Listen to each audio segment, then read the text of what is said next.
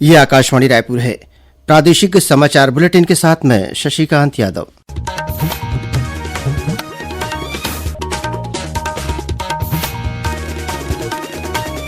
और अब पेश है आज के मुख्य समाचार। एक निजी विश्वविद्यालय के दीक्षांत समारोह में शामिल हुए राज्यपाल रमेन डेका कहा, सीखने के लिए सदैव सतत इच्छा होनी चाहिए। बस्तर जिले में आज एक मिनी ट्रक के पलट जाने से 3 महिला सहित 4 लोगों की मौत, 30 से ज्यादा घायल। दंतेवाड़ा जिले में एक इनामी सहित 3 माओवादी गिरफ्तार। और नारायणपुर में आयोजित राष्ट्रीय महिला फुटबॉल चैंपियनशिप का फाइनल मुकाबला 23 दिसंबर को मणिपुर और ओडिशा के बीच खेला जाएगा।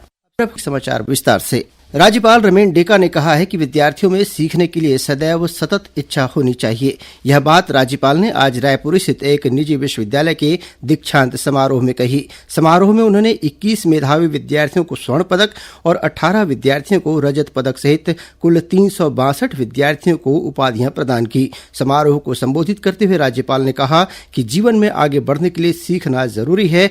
उन्होंने कहा कि इंसान अच्छे बने, क्योंकि अच्छे व्यक्ति ही बेहतर समाज का निर्माण करते हैं। उन्होंने विद्यार्थियों से कहा कि अपने लक्ष्य को प्राप्त करने के लिए कड़ी मेहनत और लगन से काम करें।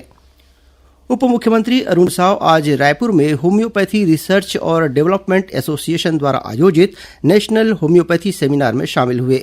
इस अवसर पर उन्होंने कहा कि होम्योपैथी प्रतिरोधक क्षमता बढ़ाकर रोगों को ठीक करने में सक्षम है। श्री साव ने कहा कि देश के अच्छे रिसर्च और मेडिकल संस्थान का अध्ययन करके प्रदेश में भी होम्योपैथी का एक अच्छा मेडिकल कॉलेज और रिसर्च सेंटर स्थापित किया जाएगा। कार्यक्रम में स्वास्थ्य मंत्री श्याम बिहार जायसवाल भी उपस्थित थे। बस्तर जिले के दरभा इलाके में आज एक मिनी ट्रक अनियंत्रित होकर पलट गया। इस हादसे में 3 महिला सहित 4 लोगों की मौत हो गई, वहीं करीब 30 लोग घायल हुए हैं। बस्तर जिले के दरभा थाना अंतर्गत कोलेंग चांदामेटा सड़क मार्ग पर हुए हादसे में 4 ग्रामीणों की मौत हो गई है, जबकि 30 के करीब ग्रामीण इस सड़क हादसे में घायल हुए हैं। ये सभी ग्रामीण चांदामेटा गांव से कोलेंग साप्ताहिक बाजार में शामिल होने आ रहे थे। इसी दौरान जिस सवारी वाहन पर ये सभी सवार थे, उसके ड्राइवर ने गाड़ी पर से अपना नियंत्रण खो दिया और हादसा हुआ। सभी गंभीर रूप से घायल लोगों को मेडिकल कॉलेज जगदलपुर बेहतर उपचार के लिए दाखिल किया गया है। मृतकों में 3 महिलाएं भी शामिल हैं। आकाशवाणी न्यूज के लिए दंतेवाड़ा से नरेश मिश्र। इधर सूरजपुर जिले में बतरा रेलवे ट्रैक पार करते समय मोटरसाइकिल सवार 2 युवक मालगाड़ी की चपेट में आ गए। इस हादसे में एक युवक की मौके पर ही मौत हो गई, वहीं एक अन्य युवक घायल हो गया है। जानकारी के मुताबिक करंजी चौकी क्षेत्र के बतरा रेलवे ट्रैक से मालगाड़ी के गुजरने के दौरान बिना फाटक के रेलवे क्रॉसिंग पर मोटरसाइकिल सवार युवक ट्रैक पार कर रहे थे। इसी दौरान वे मालगाड़ी की चपेट में आ गए। वहीं दुर्ग जिले के मोहदी गांव के पास कल शाम स्कूल से घर लौट रही एक छात्रा को हाईवा ने अपनी चपेट में ले लिया, जिससे उसकी मौके पर ही मौत हो गई। इधर रायगढ़ में जिंदल रोड पर वृंदावन चौक के पास बीती रात एक ट्रेलर से मोटरसाइकिल टकरा गई। इससे मोटरसाइकिल सवार की मौके पर ही मौत हो गई। जांजगीर चांपा जिले में राछा मोड़ के पास बीती रात यात्री बस और कैप्सूल वाहन में हुई टक्कर में 13 लोगों को चोटें आई है। बस में 20 लोग सवार थे। घायलों को नवागढ़ अस्पताल में भर्ती कराया गया है।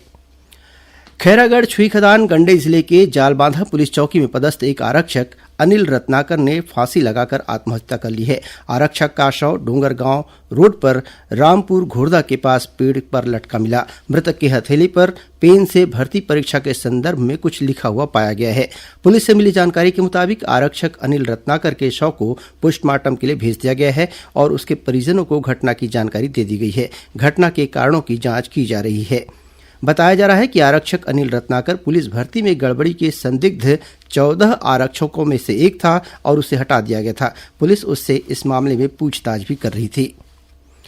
दंतेवाड़ा जिले की अरनपुर पुलिस ने सर्चिंग के दौरान 3 माओवादियों को गिरफ्तार किया है। इनमें से एक माओवादी कुवासी देवा पर 1 लाख रुपए का इनाम घोषित था। इन तीनों माओवादियों पर मुलेर मार्ग के पास आईईडी विस्फोट की घटना में शामिल रहने का आरोप है। गिरफ्तार माओवादियों के पास से इलेक्ट्रॉनिक डेटोनेटर और पावर बैटरी बरामद की गई है।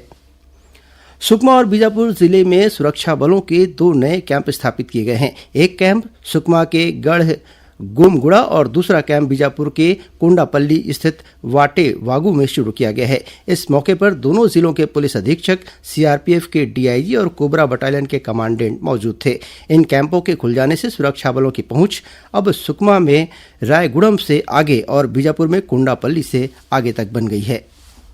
दक्षिण पूर्व रेलवे के चक्रधरपुर मंडल के चक्रधरपुर लोटा पहाड़ रेलवे स्टेशनों के बीच मरम्मत कार्य किया जाएगा। इस वजह से 23 और 24 दिसंबर को कुछ गाड़ियों का परिचालन प्रभावित रहेगा। इनमें 24 दिसंबर को बिलासपुर टाटानगर एक्सप्रेस रद्द रहेगी।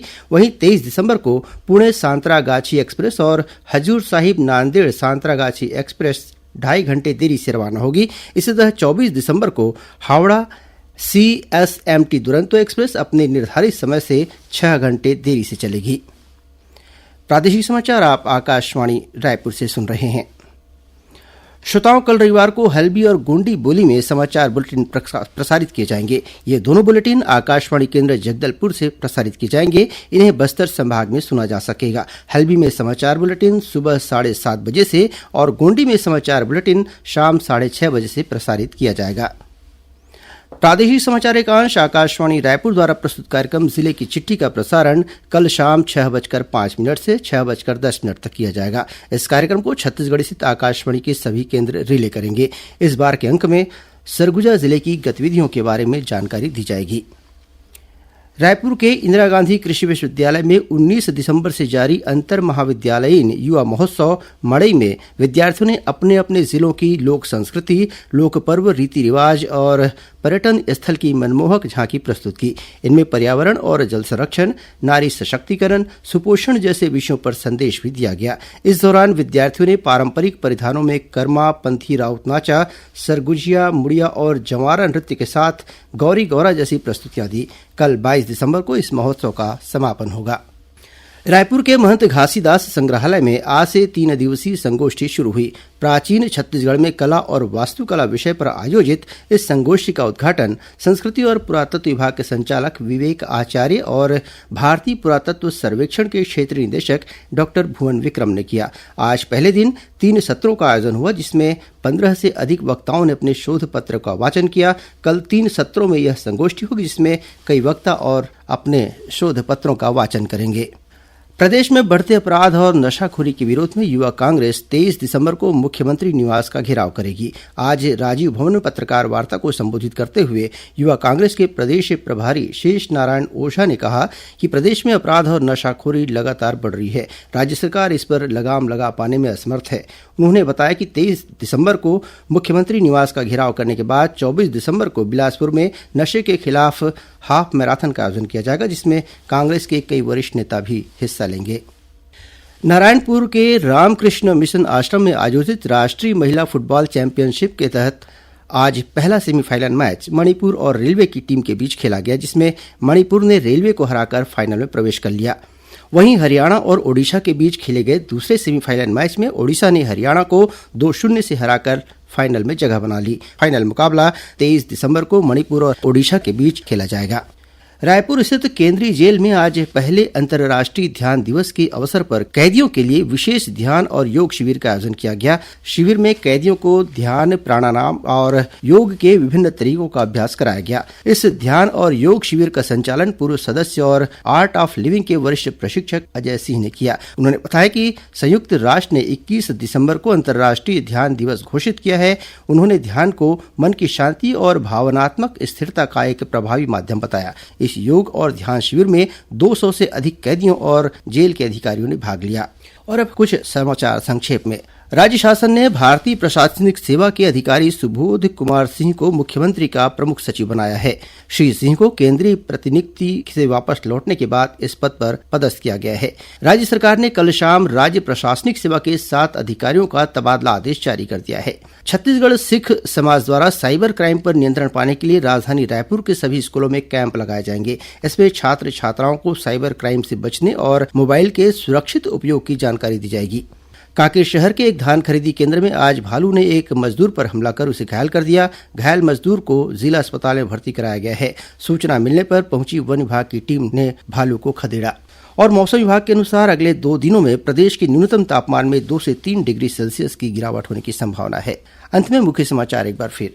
एक निजी विश्वविद्यालय के दीक्षांत समारोह में शामिल हुए राज्यपाल रविन्द्र डेका कहा, सीखने के लिए सदैव सतत इच्छा होनी चाहिए। बस्तर जिले में आज एक मिनी ट्रक के पलट जाने से 3 महिला सहित 4 लोगों की मौत, 30 से ज्यादा घायल। दंतेवाड़ा जिले में एक इनामी सहित 3 माओवादी गिरफ्तार। और नारायणपुर में आयोजित राष्ट्रीय महिला फुटबॉल चैंपियनशिप का फाइनल मुकाबला 23 दिसंबर को मणिपुर और ओडिशा के बीच खेला जाएगा। इसी के साथ प्रादेशिक समाचार बुलेटिन समाप्त हुआ। नमस्कार।